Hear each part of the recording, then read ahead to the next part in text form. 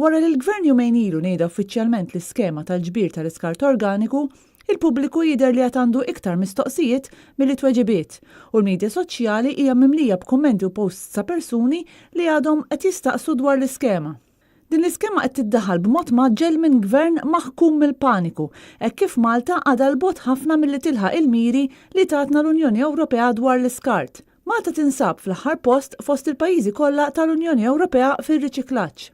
Dwar din is-sitwazzjoni tkellimna mal-Kunsillier tal-Partit Nazzjonalista f'Taslima Michael Briguglio li spjegalna kif setgħu saru aħjar l-affarijiet. Kien ikun ħafna aħjar, kieku l-Gvern kien ikun iktar kawt, kieku l-Gvern involva lill-Kunsilli Lokali, lill-residenti, lill-kuntratturi, lill-edukaturi, minflok ma qabad impona skema daqshekk maġla u jiena l-biża' tiegħi illi minħabba din l-impożizzjoni tal-Gvern ħafna nies iktar ser ikunu xettiċi dwar il-politika tal-Gvern dwar l-manager tal-iskart. Michael Briguglio spjegana kif il-Gvern daħħal din l-iskema b'nuqqas ta' konsultazzjoni mal-kunsilli lokali u kif il-kunsilli mhumiex f'pożizzjoni li jarfu lir-residenti dwar il-ħinijiet tal-ġbir tal-iskart minħabba li dawn qatt iridu jiġu approvati mill-Waste Serv.